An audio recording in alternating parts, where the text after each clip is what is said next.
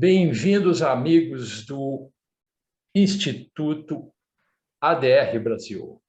Estamos hoje no quarto ciclo de webinars organizado pelo Instituto ADR Brasil, que no mês do seu segundo aniversário traz a temática Gestão de Conflitos no Cenário ESG. Esse webinar conta com o apoio dos nossos patrocinadores Lex Editora, Meeting de Negociação, Advocacia Multiportas, Café com Negociação e Vasconcelos Chaves Advogados.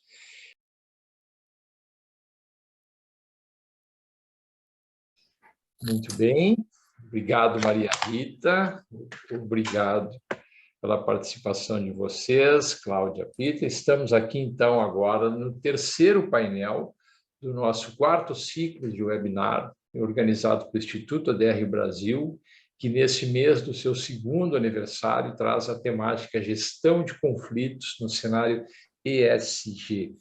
Desta vez com o apoio dos nossos patrocinadores, ou apoiadores, a Lex Editora, Meeting de Negociação, Advocacia Multiportas, Café com Negociação e Vasconcelos Chaves Advogados. Hoje vamos conversar com a Cláudia e vamos conversar com a Maria Rita sobre o tema Gestão de Conflitos no Ambiente ESG, com a moderação do Ricardo Chaves Barcelos, vice-presidente do Instituto ADR Brasil. Como nos outros painéis, eu vou colocar os currículos das nossas queridas convidadas aqui no chat para que vocês as conheçam melhor e a sua trajetória profissional e a gente possa entrar direto nos temas. Ricardo, contigo a palavra, bom encontro para nós. Obrigado, Ivan. Obrigado, Maria Rita, Cláudia. A gente está muito feliz de poder estar reunindo essas expoentes dessa questão que nós queremos trazer hoje em relação à gestão, né, a experiência de vocês, a longa experiência de vocês na gestão de departamentos jurídicos de grandes empresas, né? Tenho certeza que vai ser muito rica a discussão, né? Nesse momento, o ADR Brasil está muito envolvido no que diz respeito à promoção da mediação e dos meios autocompositivos como uma ferramenta ESG, né? No sentido de que é algo que pode efetivamente contribuir para a melhora da gestão de conflitos internos e externos, né? Então, eu não quero me aprofundar muito, me alongar muito, né? Vocês é que têm que brilhar aqui hoje, e vou passar a palavra desde já para a Cláudia e, ao longo do tempo, fazer alguma colocação para poder estar atiçando o fogo ainda mais, para a gente poder estar fazendo um evento bem bacana para a nossa audiência. A gente está online aqui no YouTube. E, por favor, começar para a Cláudia e, na sequência, a Maria Rita, por favor. Obrigada, Ricardo. Um prazer estar aqui com vocês. Assisti alguns pedaços aí dos painéis anteriores. Estou adorando ouvir tanto sotaque gaúcho. Estou me sentindo em casa aqui. Ai, ai. Só para... Eu não vou falar do meu currículo, já está aí, mas talvez um ponto aqui para vocês entenderem, para as pessoas entenderem a abordagem, a perspectiva que eu estou olhando. Eu sou, sim, advogada de formação, passei uma boa parte da minha carreira em departamento jurídico de empresa, como você falou, mas nos últimos anos, como consultora, eu abandonei. Eu ainda levo essa experiência, esse conhecimento, mas a perspectiva é diferente, fui muito mais para um lado de transformação organizacional dentro dessas verticais, primeiro de ética e agora de ESG. Então, tem um monte de outras óticas aí na minha fala. E aí a gente pode trocar, né? Isso que é legal. Combinamos aqui que eu faria um frame inicial, uma introdução do assunto, depois passo a bola para a Rita, e uma maneira que a gente acha boa de organizar, né, o tema dos conflitos dentro de um contexto, de um ambiente ESG, são esses três, vamos dizer, três categorias, três tipos, né, de diferentes influências que o ESG tem sobre gerenciamento dos conflitos. Um é na forma de prevenção, né? De gerenciar o risco, evitar conflitos. E aqui tem uma mudança bem grande, né? Uma segunda frente é que o ESG, a gente tem visto muito isso aqui no Brasil e fora, se tornou uma nova causa, uma nova fonte de conflitos, né? Novos tipos de conflito. Então, essa é uma outra linha de olhar essas conexões aí do ESG com os conflitos. E o terceiro é a área de vocês, né? São as novas formas, ou formas menos adversariais de resolver os conflitos. Então, se a gente começar aqui dando uma pincelada, né, no que o ESG significa em termos de prevenção de disputas, de desentendimentos, acho que a gente pode pensar que com a adoção de alguns novos processos, ainda sem pensar em transformações profundas, né, de estratégia, de cultura organizacional, vamos dizer, alguns novos processos e ferramentas já ajudam, né? O hábito e os processos de ouvir stakeholders, né, que não eram institucionalizados na grande maioria das empresas, e que é dos pontos de partida do ESG, né? Antes de fazer qualquer coisa, você deveria ouvir um pouco seus clientes, as comunidades onde você atua, os parceiros de negócio. Só esse processo, né, por mais limitado que ele seja, ele já dá vários insights que ajudam a prevenir. Então, assim, 2 exemplos recentes de clientes, assim, que eu vi, coisas muito simples, né?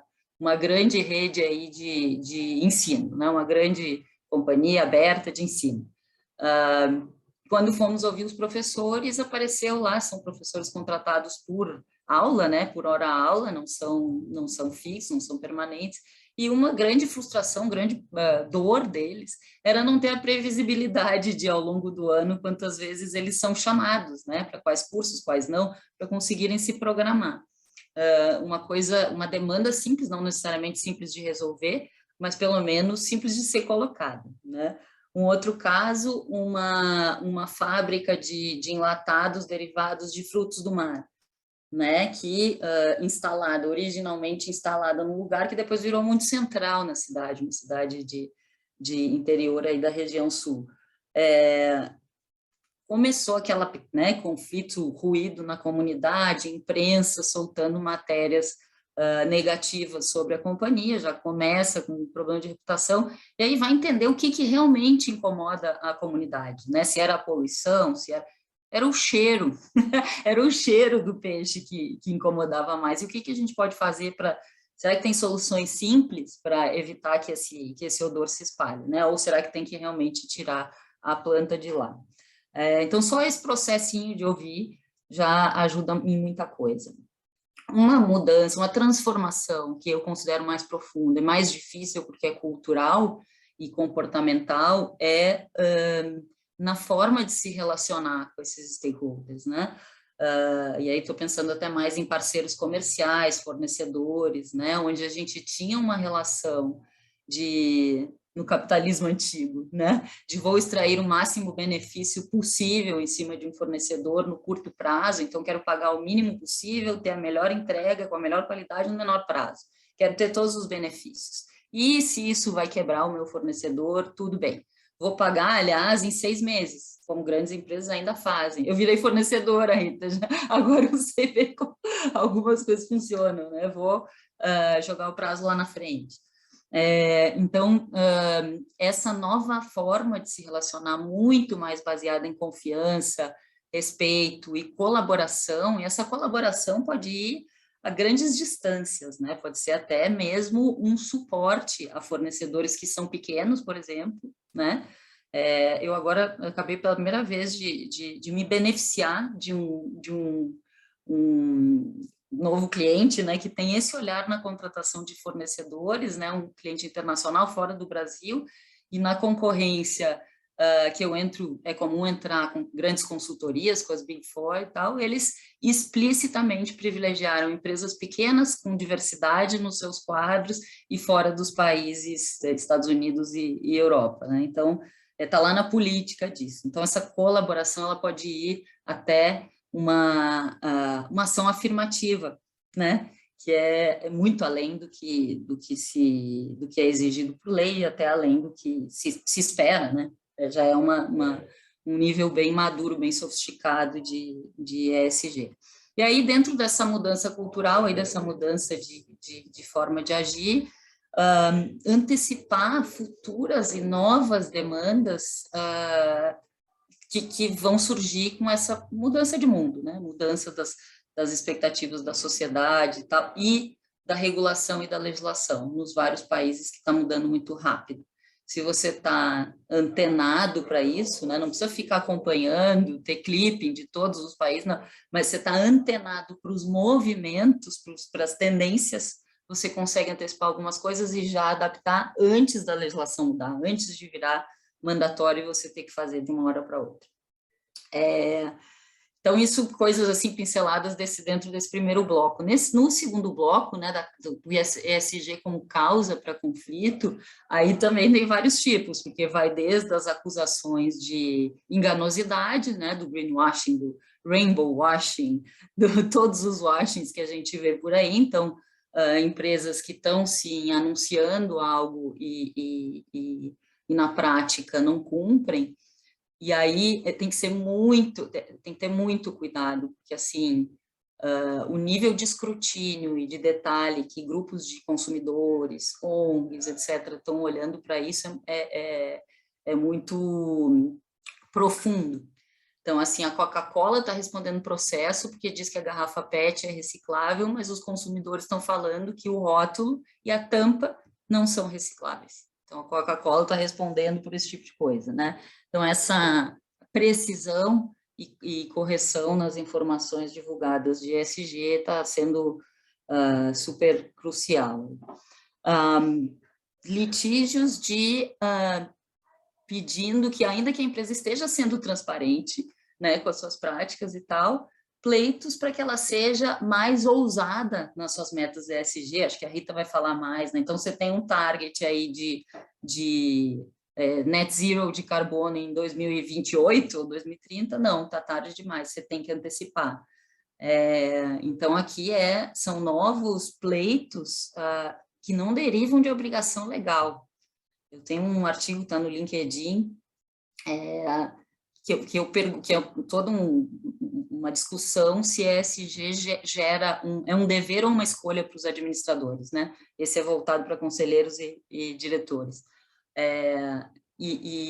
Na verdade, a gente tem visto muitas demandas judiciais e extrajudiciais não baseadas em lei. Então, não só precisa cumprir a legislação trabalhista, por exemplo, mas precisa ter um equilíbrio, né, uma diversidade dos diversos tipos, aí, seja de gênero, seja de raça, etc., que não está prevista em lei.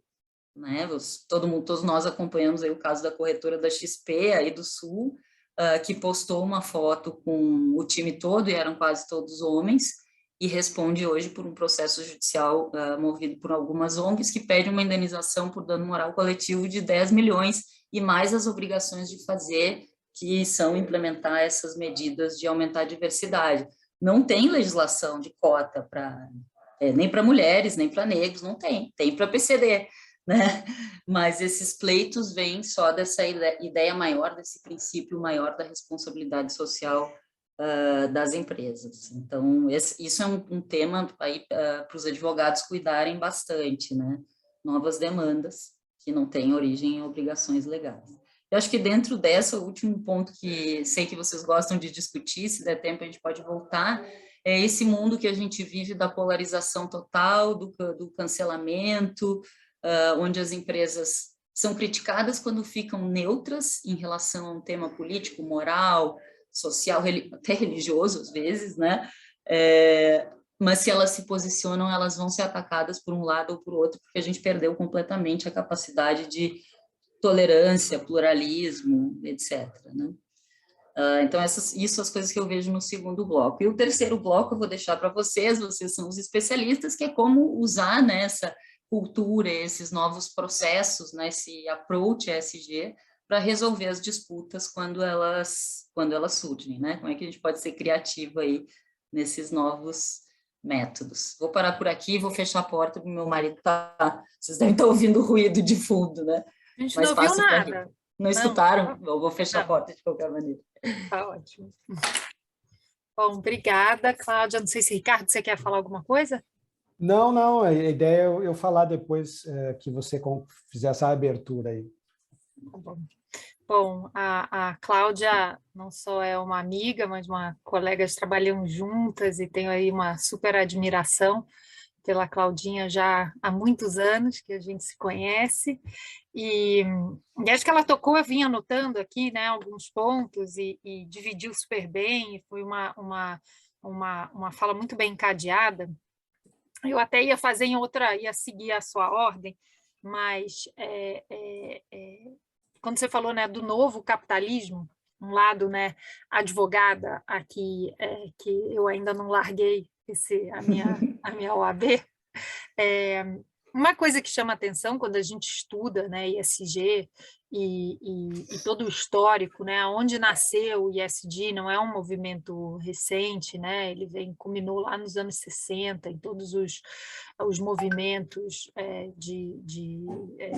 feministas e movimentos negros nos Estados Unidos, por liberdades em geral na Europa. O ISD vem crescendo isso mais até na Europa, e nos Estados Unidos essa questão do lucro foi muito mais enfatizado. Mas a Constituição de 88, ela é muito equilibrada nesse ponto. Então, hoje, a Constituição de 88, em alguns artigos, poderia estar sendo escrita hoje, né? A função social da empresa. Ela visa o lucro, mas ela tem uma função social. Tudo que você falou da sociedade onde a companhia está inserida, né? O impacto, eu vi muita gente falando, eu entendo o que é o E, né, do meio ambiente, eu entendo o que é o G da governança, mas eu ainda não entendi bem o que é o social para uma companhia. Já ouvi bastante isso, né? E você exemplificou bem, né? Não é só o tratamento com seus funcionários, né? O exemplo que você deu dos professores, com os seus prestadores de serviço, né? Não apertar ao limite. E com a comunidade que está inserida, né, com quem são seus consumidores e o local que você atua. Então, acho que o seu ponto exemplificou bem, né, o que era o S. Agora, uma coisa que, também indo para o final da sua fala, né, da polarização, o que eu vejo muito nas discussões hoje, né, do lado, né, do A até o Z, é que há um imediatismo utópico. E aí, o ADR e os meios compositivos, e principalmente a mediação, é essencial, porque a mediação, ela traz a solução através do diálogo, e ela tira muito da emoção e e traz a razão. Então, para que as partes se ouçam, né? Tem uma parte ali com muita raiva, e a outra também fica com raiva porque está sendo cobrada do que acha irrazoável, e aí se batem de frente, se chocam e não saem do lugar. E a mediação traz uma oportunidade das partes se ouvirem, que é o que você colocou muito bem. Às vezes, as soluções são muito fáceis, porque não está entendendo, né? Olha, um exemplo, né? Até que a Cláudia também conhece muito bem, nessa questão da diversidade, em usinas. Eu não entendi, poxa, nenhuma mulher quer trabalhar aqui. E aí começou-se a perguntar, por que nenhuma mulher quer trabalhar nessa usina específica? Porque o banheiro feminino fica... Você tem que cruzar o canavial, é perigoso. Tem que ficar 8 horas sem ir ao banheiro. Meu Deus, não sabia. Então, vamos fazer um banheiro aqui. Então, era tanto tempo, né? Pensando, nenhuma mulher quer trabalhar aqui, então por isso que eu só tenho homem, e não se ouviu e não se pensou. Então, às vezes, as soluções são mais fáceis do que elas parecem, outras vezes não. A questão, né, da gente estar vendo hoje, da mudança da matriz energética, é claro que todos querem uma matriz energética menos poluente, e que ela seja mais, né, se possível, benéfica ao meio ambiente. O Brasil, de novo, tem uma matriz energética, né, que por muito tempo a gente tem toda a capacidade solar, eólica, e até das hidroelétricas. Isso, por muito tempo, a gente conseguiu fugir do que a Europa, né, se jogou no carvão, por exemplo, Austrália e tudo isso. Mas não tem como, dia para a noite, você transformar essa matriz energética. E hoje a gente vê até um pouco das questões do preço, né, dos combustíveis, muito por uma falta de investimento na área, porque ninguém mais quer investir em combustível fóssil. Mas existe uma transição, né?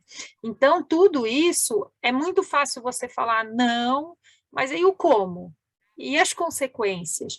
Então, essa parte, a mediação, eu acho que é a solução para o nosso futuro, porque trazer as partes e ter um terceiro, eu sempre chamo o maestro dessa orquestra, que vai ali equilibrando totalmente os ânimos e as vozes, para que todo mundo tenha a sua chance de falar, e vai, no final, conseguindo equilibrar aí essa fala com a escuta, que é a chave, porque não tem como, né, a gente transformar tudo. A foto, né, que você disse lá daquela agência, do agente autônomo da XP, eu achei um pouco curioso, porque foi uma foto que foi pega, mas se você chama Faria Lima, o centro da cidade do Rio de Janeiro, Porto Alegre, qualquer capital, né, o centro aí de Belo Horizonte, os fundos de investimento para tirar uma foto, eu gostaria de saber quantas mulheres e quantos negros vão encontrar. Então, esse, né, pessoal foi realmente um bode expiatório de uma conjuntura maior. Então, também acho um pouco hipócrita, né, demonizar um quando são todos. E uma coisa que a gente vê, muitos desses fundos que exigem até em companhias que eles investam as mudanças, eles não têm as mudanças neles, né? Então, ficou famoso o BlackRock, que fez uma campanha, né, muito grande e muito louvável. Eu acho assim, importantíssimo, é perfeito, é o que a gente precisa, é o que a gente precisa mudar. Mas saíram depois várias reportagens o que era a dificuldade de trabalhar naquele escritório. Então, tinha um relato de uma mulher árabe que usava todos, né, os costumes muçulmanos e como ela foi maltratada e como ela foi vítima de um preconceito naquele escritório. Então, às vezes, é fácil falar para fora do que resolver para dentro. Então, de novo, acho a mediação fundamental para conseguir criar esse elo dos dois lados, porque senão fica o ativismo do sofá. É muito fácil você ficar ali no sofá falando, você faz isso, você faz aquilo, e você não faz na sua própria casa, né? Então, e pensar aqui, eu vejo várias dessas iniciativas, né? Também tive uma experiência fora do Brasil, na Inglaterra, que começavam com os pledges, que eram os pedidos públicos, né? Olha, vamos fazer isso, dando prazos, dizendo, olha, eu só vou contratar, exemplo, escritórios de advocacia que tenham uma proporção de mulheres, né, 50%. Eu te dou 3 anos para você chegar nessa meta. Depois de 3 anos, você não estará mais na nossa lista de prestadores de serviço. É justo, né? É uma coisa que você deixa as pessoas se prepararem e a mudança passa a ser mais verdadeira. Do que a mudança ser assim, espera aí, deixa eu pegar aqui umas mulheres e aí a mulher não recebe bem, né? Ela não está verdadeiramente acolhida, porque a diversidade ela está muito ligada à maneira que você é acolhido, né? Integrado e recebido, incluído de verdade, não para mostrar na estatística. Então, eu acho isso super importante, que a gente nunca esqueça que as coisas precisam ser verdadeiras e elas não podem ser só no papel.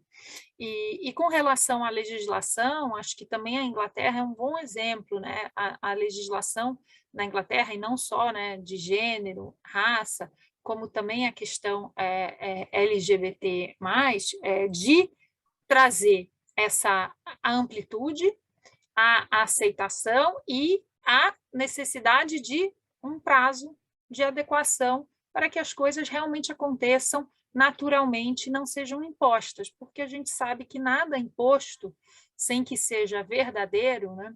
Eu vi outro dia um CEO contar que ele trabalhava com muitos homens, né? Que a equipe dele era muito masculina, a maioria da empresa, ele estava trazendo mais mulheres, e ele viu a questão da licença maternidade estendida,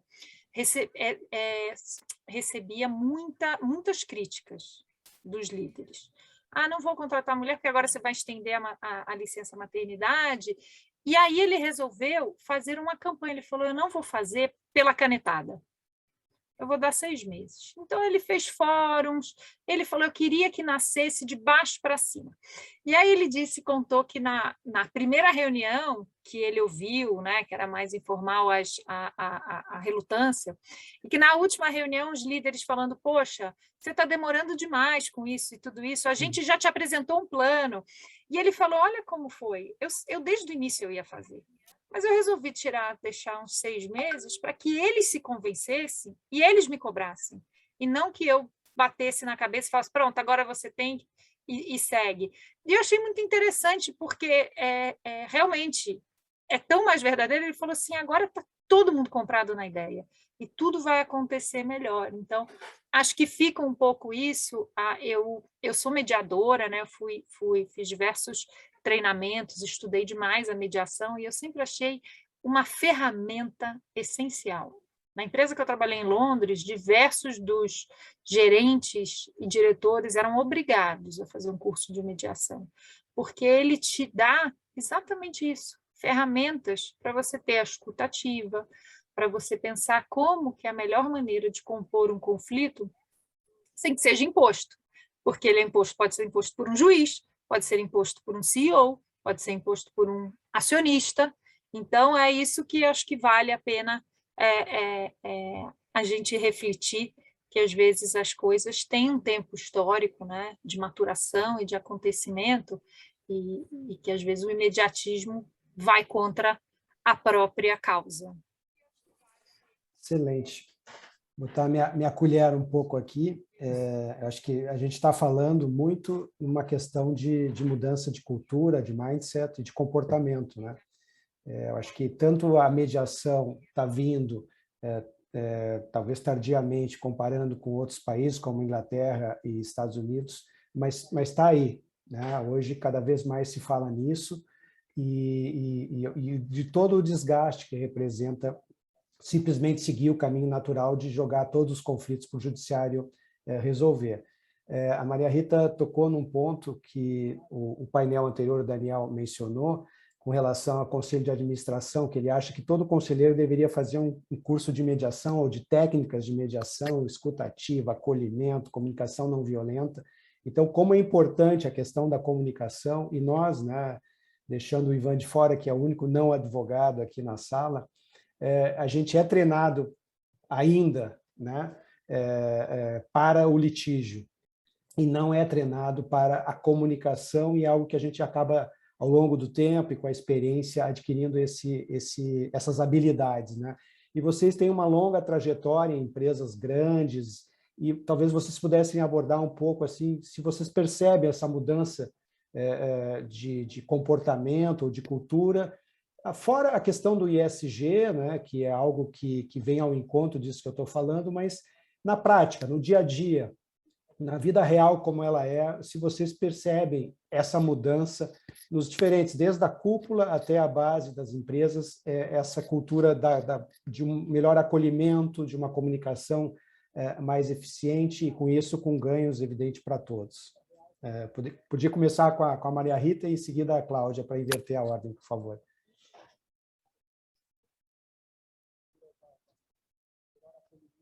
Ai, desculpa, achei que eu tivesse apertado. Ricardo, eu acho que antes isso não estava nem no radar, tá? Porque um líder, ele não precisava, ele tinha que, foi o que a Cláudia falou, né? Ele tinha que, é o antigo, né, capitalismo, ele só tinha que dar resultado, ele não tinha que ver mais nada. Então, isso ele não era nem preparado. Eu também acho que é uma coisa, né, difícil você cobrar, até quando você tem líderes mais velhos, que vêm de outra geração, eles nem entendem bem, né? Mas por que eu preciso isso? A gente brinca até que os mais novos, os trainees e os estagiários, eles vêm muito mais preparados nesse aspecto do que, às vezes, uma pessoa cabeça branca que foi criada em outra coisa e tem uma outra dinâmica, fala, não, imagina, tem que dar resultado, vou prestar atenção nisso? Não, não vou. E eu li uma entrevista que eu achei muito engraçado, que era um trainee que veio tão preparado, que a RH falou, ele falou, qual você acha que é o meu futuro na empresa? Ela falou, não, você vai sair de trainee para CEO, porque você já vem com tudo tão pronto nesse aspecto, que você não precisa, já vem um chip neles. Então, acho que, sem dúvida, quem está atualizado ou quer se atualizar, tem muita gente que não quer, né? Tem muita gente que acredita que não, esse modelo antigo é o modelo que deve prevalecer, então eu vou continuar batendo na mesma tecla. Tem pessoas que não se atualizam, mas o líder que quer se atualizar e saber tudo o que está acontecendo, ele, de fato, ele vai buscar tudo isso. Um treinamento de comunicação não violenta, eu acho muito bem lembrado, né? Eu acho muito da família da mediação, né? Eu acho um treinamento essencial. Então, hoje, para quem quer se manter na liderança, precisa, sem dúvida, de todas essas formas, porque o líder mudou, né? O líder não é mais aquele cara que cobra o resultado. Ele é um líder que olha todo a equipe de uma maneira 360, né? O bem-estar da equipe, a forma com que a equipe trabalha em conjunto. Esse aí é o S, né? Que quer dizer, o stakeholder, o primeiro é o seu funcionário, né? Então, não adianta mais ficar ali, né? Aquela ideia do, ó, vai trabalhar, vai, entrega isso, quero ver se você está de 9, bate o ponto, né?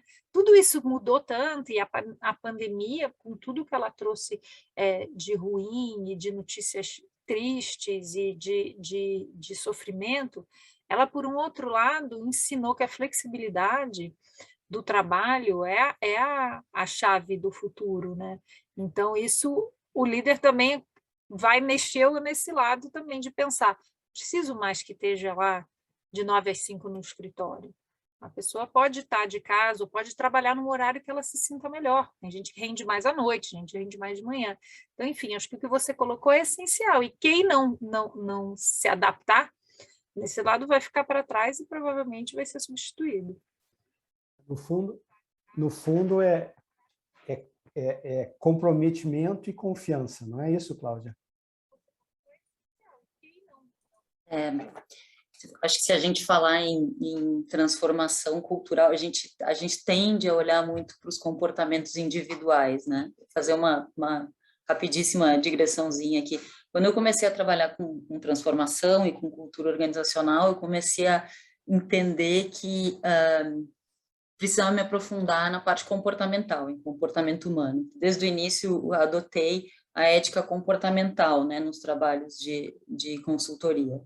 E aí fiz o curso após de Neurociência e Comportamento da PUC, aí do Rio Grande do Sul, excelente, e complementou muito essa visão da ética comportamental, né? E ela desconstrói um pouco uma percepção que a gente tem, uma crença, né, de que a ética individual, os valores, a educação do líder e de cada um dos indivíduos é o grande fator determinante, né, para uma empresa ser mais ética ou se desviar. Isso é um mito, isso já está derrubado, né? Claro que a educação, o que a gente chama de caráter, tudo isso tem influência, mas eu gosto de dizer que ética as pessoas aprendem em casa e desaprendem na vida profissional ao longo da sua carreira, né? Porque a gente é muito mais influenciado pelos fatores ambientais do que a gente gosta de admitir. Então, aquela coisa, não, aqui a empresa é ética, porque o fundador tem bom caráter, o nosso CEO né, uma pessoa de bem, de família. Esquece essa coisa do bom caráter e de bem e tal. Construir uma empresa ética se usa até a palavra design, de design mesmo, é desenhar contextos organizacionais que extraiam o melhor e não o pior das pessoas.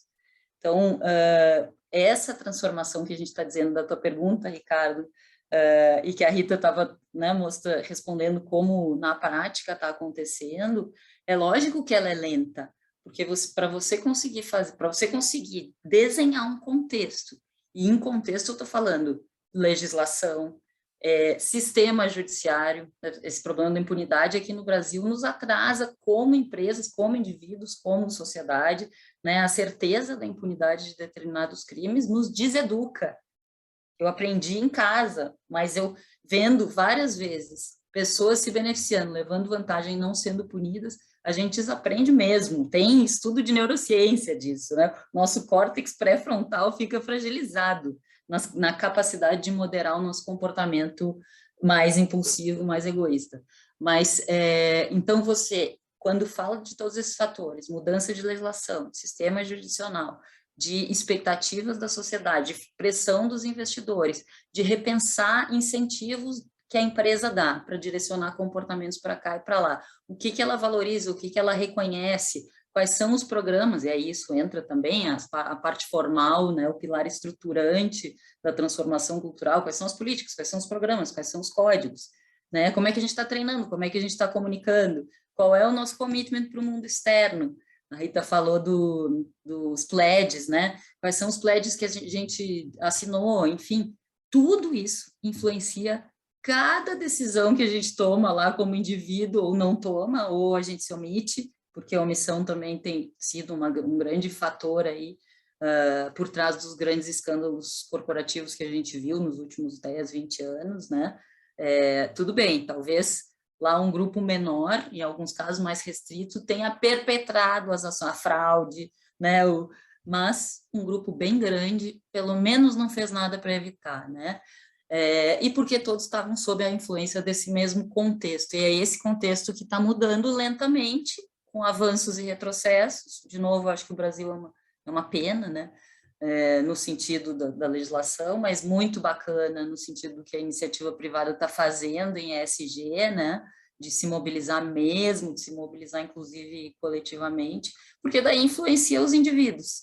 Mas eu aprendi que a gente tem que tirar um pouco o peso dos indivíduos, né? Não dava para esperar que um líder há 20 anos atrás, ou há 10 anos atrás, tivesse uma preocupação com stakeholders. Alguns tinham, era genuíno, levavam seus valores, né, até o limite, não quer dizer que não existe, né, iam contra o status quo. Sofriam às vezes por causa disso, dificilmente eram premiados por causa disso, muito provavelmente eram até penitenciados por causa disso, né, excluídos, não valorizados, não promovidos, não ganhavam bônus, porque defendiam essas crenças. Mas agora esse contexto externo está lentamente mudando, e aí ele muda sim os comportamentos individuais, porque os líderes que estão atentos, né, que estão conectados, estão se adaptando rapidamente, não sabem que vão ser expurgados mais cedo ou mais tarde dos altos cargos corporativos. Uma digressão aí, mas o tema que eu amo. Excelente, excelente. Não, é fascinante, você falando, me veio vários insights aqui com relação a esses temas que são fascinantes, capitalismo consciente, ESG, a própria mediação, né? E como isso hoje conversa, né, com essa nova realidade que a gente está vivendo, né? Por outro lado, né, Cláudia, acho que você mencionou no início, empresas que têm só um verniz ESG, mas que a realidade, né, por trás não é exatamente aquela que se imagina, né? Ao mesmo tempo, já surgindo uma cobrança das empresas que se classificam como ESG, como se rotulam como ESG, isso gerando obrigações em relação a determinadas práticas comerciais que não são exatamente as melhores, né? Então, gostaria que vocês conversassem, enfim, fazer um bate-bola, talvez, né, um ping-pong com relação a greenwashing e esse verniz que eu acho que a gente tem que, de novo, né, separar o joio do trigo, quem realmente pratica, quais são as lideranças que realmente praticam essa sustentabilidade e aqueles que fazem simplesmente, como se diz, para ficar bem na foto. Então, se você, Maria Rita, puder começar e passar a bola para a Cláudia, para a gente falar um pouco sobre esse tema que é bastante complexo. Eu adorei ouvir a Cláudia também, é sempre muito bom, muito claro. E ela falando me lembrava, né, e principalmente mulher sofria muito com isso, mulher em geral é muito mais criticada. Você é muito mole, né? Tem coração demais, e aqui não é lugar, aqui é lugar de trabalho, você tem que ser frio e objetivo, né? Então, acho sem dúvida, quem tinha esse, né, coração maior e era penalizado. Um ponto que eu achei muito interessante é que alguns investidores institucionais americanos, eles analisaram o comportamento das empresas na pandemia, principalmente no começo, né, naqueles primeiros 6 meses de grande incerteza. Eles queriam ver como as empresas se comportaram, né? As empresas, por exemplo, que começaram a demitir logo e deixaram os funcionários na mão no pior momento, né? Quando ainda não tinha uma ajuda do governo e não tinha assim, uma definição. Então, esse também é um exemplo real, né? Se você tem lá todo esse discurso e na hora H, na hora que as pessoas mais precisam, você manda embora, né? Uma outra questão, né, e tem gente que às vezes nem tem um discurso, mas eu li um artigo muito interessante quando o controlador, né, o dono da Amazon, foi para o espaço, e dizendo assim, poxa, é o pior momento, quando as pessoas aqui na Terra estão assim, né, morrendo seja de um vírus desconhecido, seja de fome, né? A gente vê o que está acontecendo no Brasil com relação à fome. E o mundo para ver uma ida para o espaço, né? Quanto que custou aquilo, né? E eu me lembro do discurso que ele falou: agradeço a todos os meus funcionários que fizeram isso possível. Nossa, meu coração assim apertou. Eu falei, como é que alguém diz isso, né? Os funcionários lá não tem nem plano de saúde, as pessoas estão no desespero. Então, eu acho isso assim, como que pode, né? Como isso se mantém? E eu acho um pouco de também um social washing, os investidores ainda continuarem apoiando, e eu sempre participo de todas as campanhas de, né, apoie uma livraria perto de você, porque é também, né, muito difícil tudo isso. Então você vê nesses grandes exemplos, na hora assim que realmente o mundo precisa, a sociedade precisa, você vê esses exemplos que fica muito claro que o discurso está totalmente descolado, né, da realidade. Mas, Claudinha, passo para você. A primeira coisa que eu pensei em pontuar aqui sobre isso é que nem todo o washing, né, é doloso. Às vezes é falta de entendimento mesmo. Eu vejo muita empresa bem intencionada em algumas ações, mas porque não sabia, porque não existia um direcionamento, uma técnica por trás do ESG, faziam coisas que a gente hoje considera, pelo menos no limiar ali do greenwashing, né?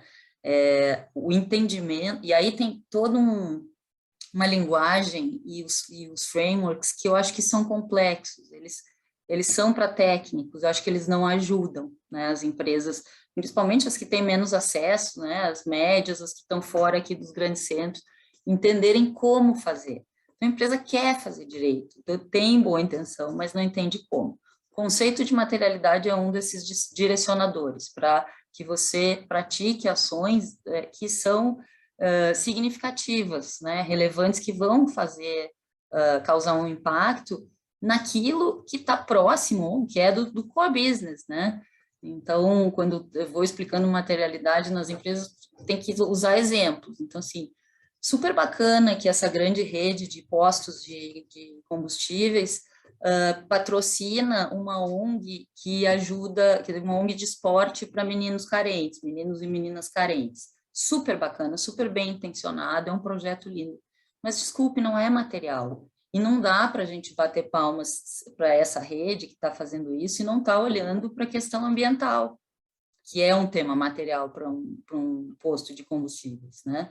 Eu não estou dizendo que ele está no mesmo patamar de uma raiz, né? Que ele tem que trazer as mesmas soluções, né? Que ele tem que ter antes de 2030 o net zero, não é isso, mas tem que pensar nas suas práticas, quanto tem de derrame de combustível no solo, né? Isso é que é material. Então, um pouco, eu acho que é isso, assim, a outra uma enorme multinacional de TI, que lá no relatório de sustentabilidade colocou várias ações, eu pego toda hora cliente assim, que traz um relatório de sustentabilidade de 300 páginas, um monte de projeto social. Tá, que bacana, você planta uma árvore para cada novo talento contratado pela empresa, que super legal, mas desculpa, não é material, não, nem vale a pena reportar isso, não é isso que os stakeholders querem ver de vocês. Se tem ali lateralmente, que legal, tem um instituto aqui que faz as ações sociais, beleza. Mas do que é material para uma grande multinacional de tecnologia, inclusão digital, diversidade é um tema, os servidores, né, os servidores de dados requerem um monte de energia, qual é a energia que está abastecendo? Então, um pouco é isso. Depois tem o doloso mesmo, né, o dolo mesmo, vou botar aqui no... E esse espaço existe, e aí existe até para companhias abertas que reportam tudo, né, e mais um pouco, porque ainda não tem mesmo critérios claros da forma de reportar, da forma de avaliar e certificar essas ações, né, quem audita, quem verifica, como, e nem de comparar com outras. E aí tem todo um movimento internacional, aí todas as organizações que trabalham standards estão tentando padronizar para que a gente possa saber de antemão, sem precisar ser um expert em ESG, quando eu estou olhando para uma empresa de tecnologia, para uma produtora de etanol e energia, ou uma empresa de educação, o que é relevante, o que eles deveriam estar fazendo, como é que eles se comparam com os outros, quais são os targets e as medições que eles têm apresentado ao longo dos anos, né? Então, assim, tem muito desconhecimento, e assim como quando eu era advogada, eu achava que a linguagem do advogado, aquele latim, aquelas coisas que a gente usa, né, afastavam né, era como manter uma elite do conhecimento, que acho que no SG acontece um pouco isso, um conhecimento que deveria ser o mais palatável, compreensível possível para o maior número de pessoas, tratado com uma linguagem que é pior do que o latim. Tem termos, assim, esses manuais, assim, gente, é para quem que essas coisas são feitas, né? Então, é isso. Sabe, Cláudia, que eu sempre uso, né, quando eu busco vender a mediação, que é muito mais fácil eu falar para um empresário, para um executivo, que a mediação é uma negociação assistida, do que eu explicar para o mesmo empresário leigo no juridiquês, o que é o efeito suspensivo do agravo de instrumento, do recurso, Então, casa muito melhor, né, com a prática. E eu gosto sempre de citar, e foi um dos motivos que a gente trouxe esse evento, o Whole Foods, né, o criador do Whole Foods, John McKee, que é um dos também artífices aí do capitalismo consciente, né, que ele cunhou uma declaração de interdependência com os stakeholders, né? Ou seja, realmente colocou no mesmo nível dos shareholders, dos acionistas, os stakeholders, os empregados, os fornecedores e assim por diante. E lá ele coloca a mediação como uma forma absolutamente necessária para se criar jogos com negociações de ganha-ganha com todos esses stakeholders. Acho que é um pouco isso que a gente conversou aqui hoje. Eu acredito muito na mediação, mas não só na mediação, nessas práticas sustentáveis e ESG, porque como o Ivan trouxe antes do evento, né, quem tem filho de uma certa idade, aí na faixa dos 21 ou menos, percebe que não é mais uma opção, né? O consumidor quer comprar de empresas ESG, ele tem esse desejo, ele tem essa percepção, né? E eu acho que isso e a mediação na mesma toada, porque não tem como falar para um jovem que um processo hoje pode demorar 10, 15, 20 anos, é inadmissível, né? Então, eu sou tremendamente otimista com relação a essa evolução, tanto no que diz respeito à governança, à ética, também com relação aos meios autocompositivos, né? E é um pouco essa mensagem que a gente quer passar para a nossa audiência. E a gente já está encaminhando para o final, gostaria das considerações finais, aí vocês escolhem qual das duas começa. E muito obrigado de coração pela participação de vocês, e tomara que a gente possa repetir eventos com a participação de vocês outras vezes. Muito obrigado. Obrigada. Eu começo, então, para a Claudinha encerrar. Obrigada pelo convite, acho que foi muito interessante, eu pelo menos adorei aqui participar desse debate, acho que vários insights importantes, mas acho que o que fica, né, mesmo, é que esse diálogo assistido, né, essa negociação assistida, é essencial para a gente andar para frente, para onde a gente quer, né? O objetivo final é um mundo mais inclusivo, um mundo mais sustentável e um mundo melhor, né, para nós e para os nossos aí, né, futuros, todos os nossos herdeiros e filhos e família e amigos. Então, acho que a mediação, sem dúvida, é um caminho para se tomar. Eu gostei muito de ouvir essa do Whole Foods. A gente fez isso quando eu trabalhei em Londres, nessa empresa. A gente incluía como uma filosofia da empresa a mediação. Isso é super importante até para quando você vai procurar outra parte, não ficar aqueles... Porque às vezes a outra área diz, não vou procurar porque é um sinal de fraqueza, vai achar que então nosso caso não é ruim, nosso caso é ruim, então não. Se você já diz, não, eu procuro porque é uma obrigação minha. Eu tenho que sempre tentar negociar antes de brigar. E acho que esse é uma lembrança super importante, Ricardo, que você colocou, e vale a pena a gente até difundir mais para que as empresas brasileiras que adoram brigar, né, e são aí, o judiciário não para de receber, ainda mais, ainda com arbitragem e mediação crescendo, o judiciário bate recordes ano a ano de novos casos. Então, o brasileiro ainda curte brigar em juízo, e vale a pena conversar, acho que se chega mais longe. Obrigada pelo convite, obrigada aqui pelo espaço. Tá lembrando aqui a Whole Foods, bem no início, né? Bom, é uma empresa modelo que nasceu com esse DNA, essa sim pode dizer que tem DNA ESG muito antes da sigla existir, né? Assim como a Patagônia, tem alguns casos que são tocantes até.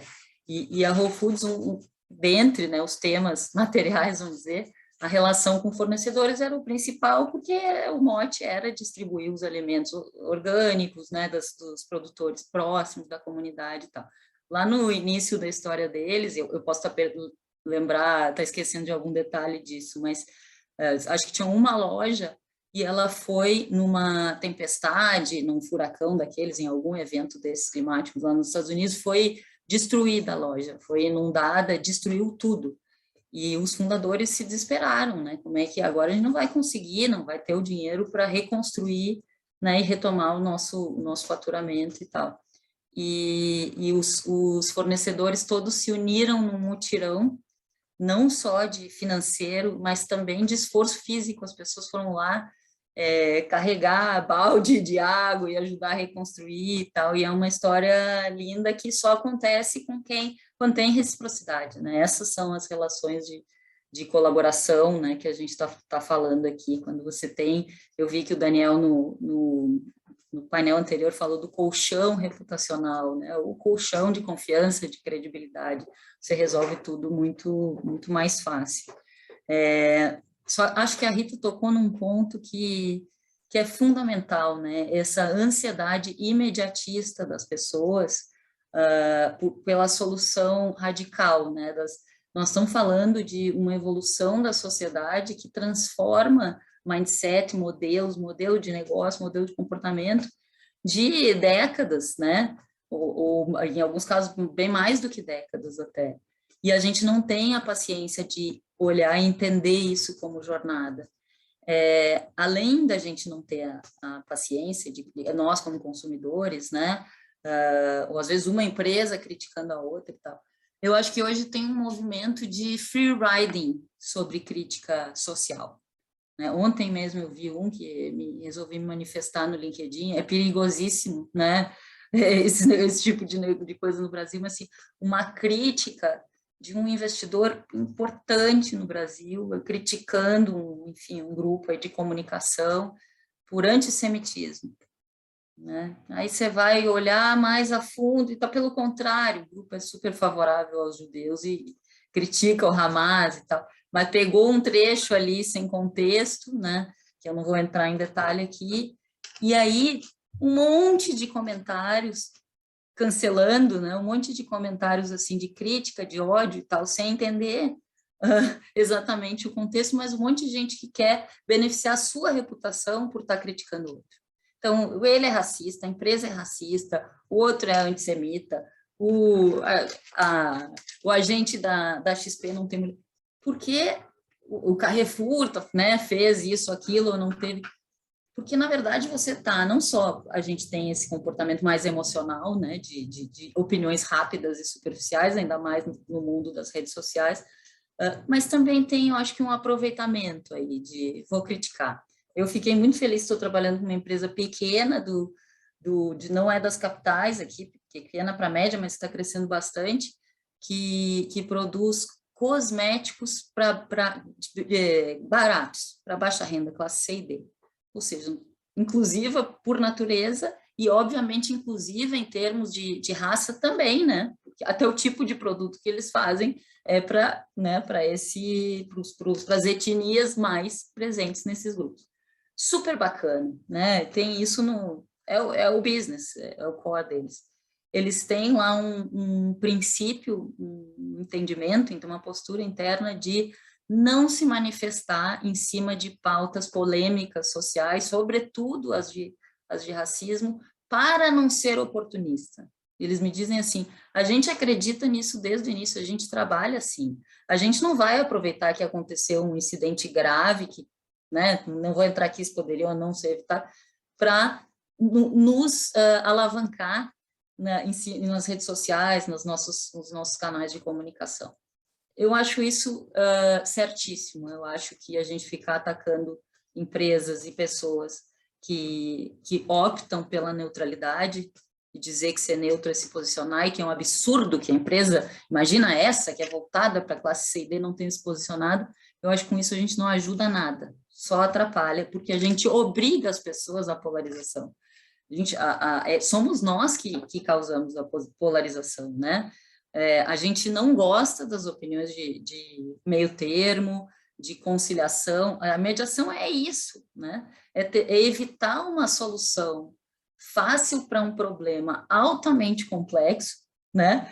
Com uma análise superficial de tudo que está por trás, né? De todo o processo evolutivo, de todos os interesses, de todas as dores e todas as possibilidades também. Então, eu acho que a mediação acaba que é um exercício mental, não precisa ser uma mesa de mediação formal, né? A gente ter esse mindset, essa forma de lidar com os temas, que busca mais o consenso, que é mais tolerante, que é mais pluralista.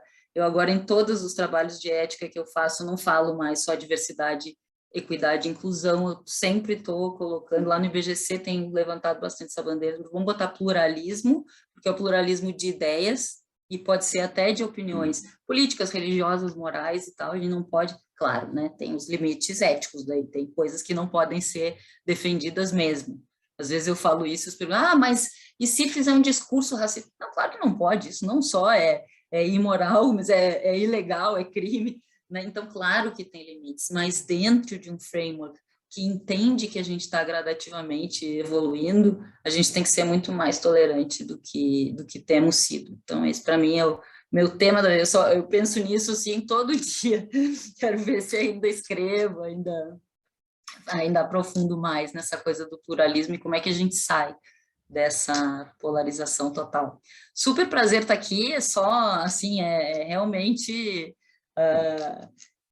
é hobby, né? Poderia ser um bate-papo em bar aqui. A Rita, que eu adoro, admiro, e sempre bom trocar. O Ricardo, que nos conhecemos há talvez algumas décadas atrás, né, Ricardo? E o Ivan, que conheci mais recentemente. Foi um super prazer. Parabéns para vocês aí do ADR pelo formato do evento, por tudo que vocês têm produzido. Fiquei até a fim de assistir alguns eventos anteriores aí, que eu vi que os temas eram bem interessantes. Obrigada, pessoal. Obrigado, Maria Rita. Obrigado, Cláudia. Foi um privilégio ter vocês neste encontro, nesse painel.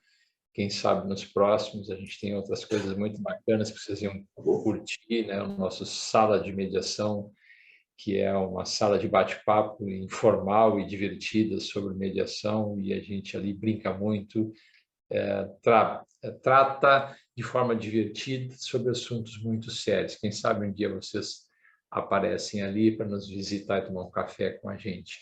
Então, assim, encerramos esse terceiro painel com a participação da Cláudia e da Maria Rita, e vamos informar que, né, estamos chegando no final. Queremos agradecer a Lex Editora, ao MIT de Negociação, a Advocacia Multiportas, ao Café com Negociação e a Vasconcelos Chaves Advogados, que são os nossos apoiadores desse webinar, que também marca o nosso mês do 2º aniversário do Instituto ADR Brasil.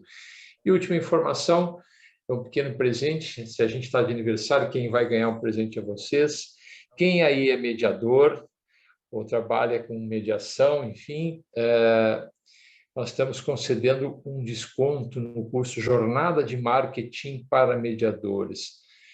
Um desconto de 80% no valor, que faz com que a jornada aconteça por um valor de R$100 por participante. Quem se interessar, procura o site www.marketingparamediadores.com.br e na hora de fazer sua inscrição, utiliza o cupom ADR Brasil, tudo com letra minúscula, e vai ter acesso a esse desconto de 80%. Esse desconto está disponível até o final desta sexta-feira. Desejamos a todos um bom final de ano, boas festas e que estejamos ainda mais juntos em 2022. Muito obrigado a todos, foi um privilégio.